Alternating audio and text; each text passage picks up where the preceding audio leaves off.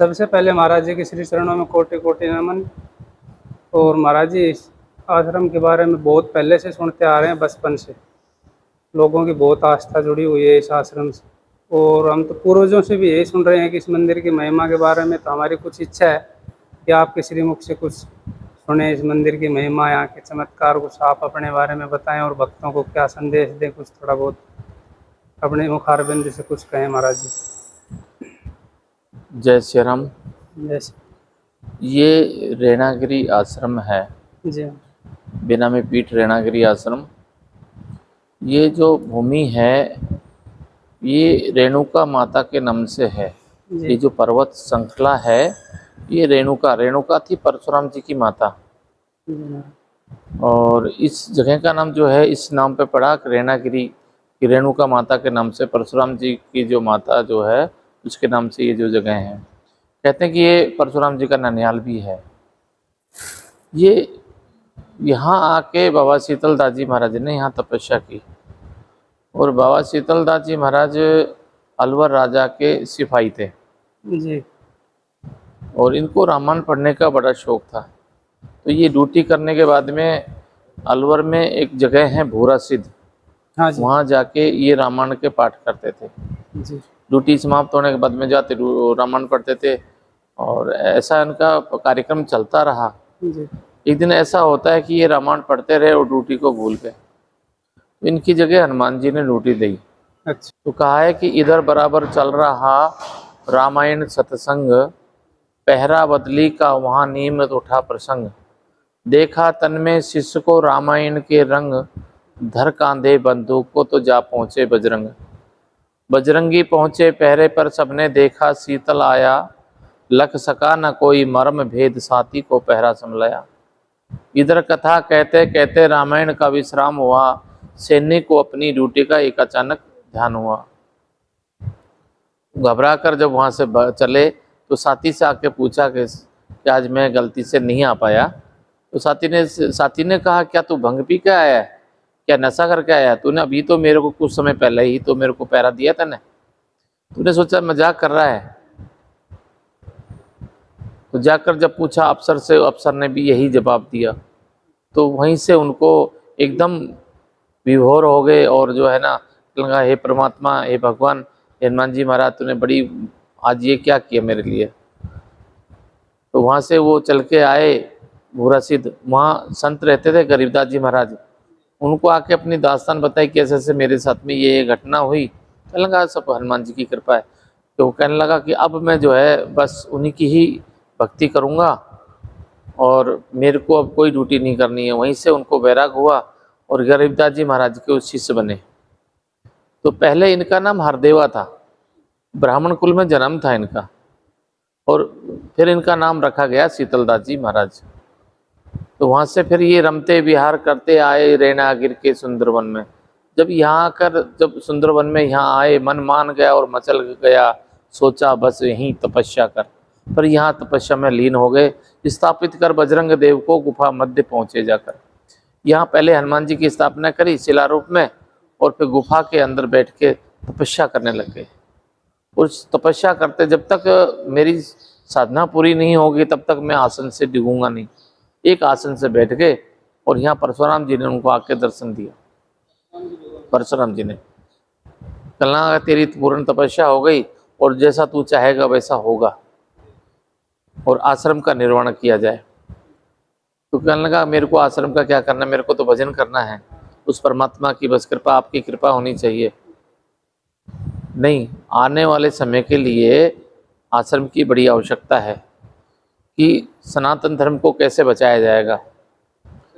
इसलिए आश्रम बनाओ और फिर प्रचार करो, सनातन धर्म का प्रचार करें।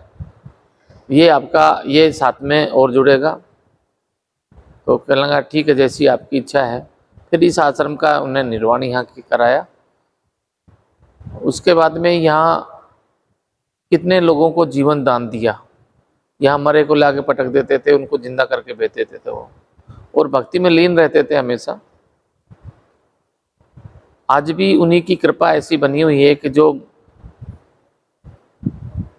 मनुष्य जो आके श्रद्धा से जो आके यहाँ जो है ना अपना माथा टेकता है उसकी मनोकामना पूरी होती है। अपनी इच्छा लेके आता है। हाँ, उसकी मनोकामनाएं पूरी होती है।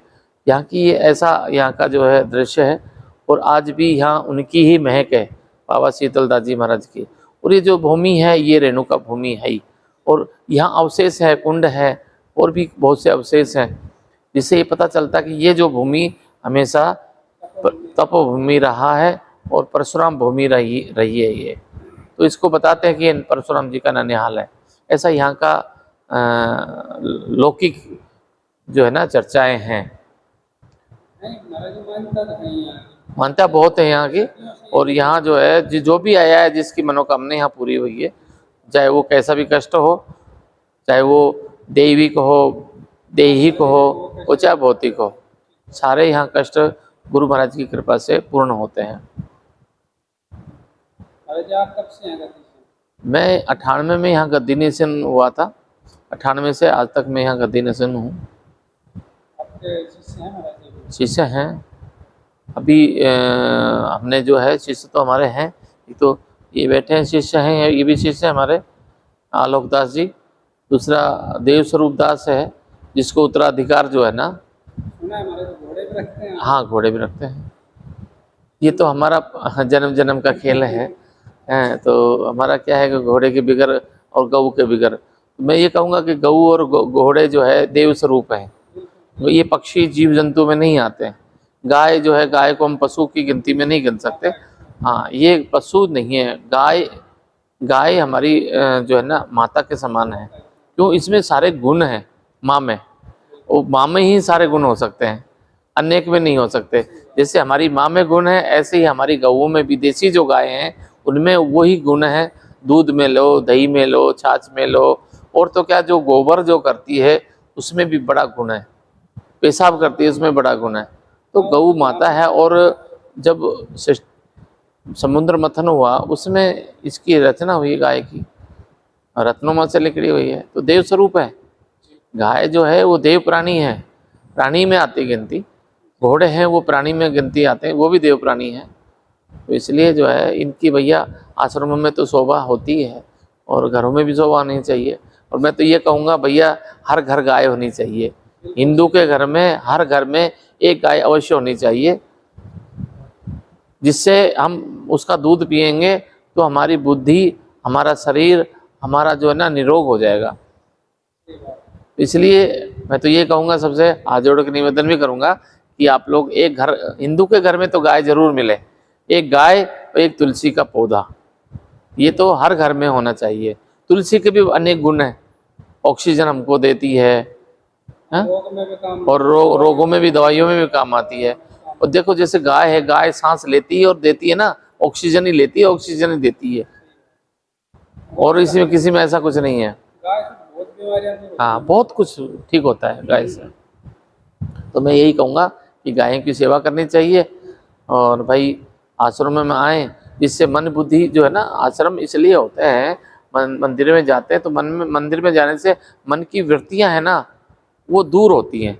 दो दुष्ट वृत्तियाँ जब हमारे शरीर में आती हैं वो दूर होती हैं, जाने से प्रभाव बदलता है। जैसे आदमी नहाता है, नहाती राम राम करता है, तो काया शुद्ध करना मतलब है कि अब जब तक हम वो नहीं करेंगे तब तक अंदर की आत्मा, अंतरात्मा भी सही नहीं हो सकती। इसलिए शुद्धिकरण जरूरी है, इसलिए मंदिर भी जरूरी है हमारे, और मंदिरों में है ना जाना चाहिए, और वहाँ जो है भगवान से आराधना करें, प्रार्थना करें कि भगवान हमको खुशी रख। यही जो मैं कहूँगा।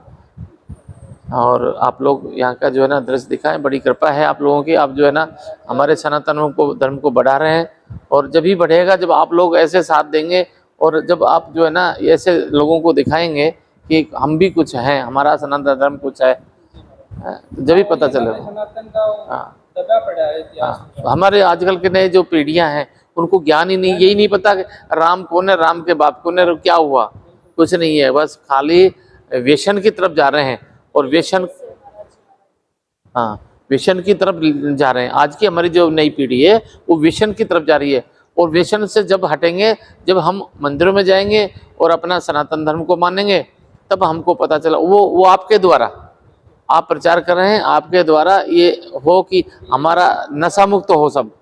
बाप जैसे जब जो मतलब जगत गुरु बैठे हैं उनसे कुछ जाएंगे, शिक्षा लेंगे, तभी ये संभव हाँ, है। वो जब ये आए बिना आए नहीं होता है। अगर आए तो होगा नहीं। हाँ, तो इसलिए भाई मैं ये कहूँगा कि हमारे नई पीढ़ी तो बहुत नीचे जा रही है।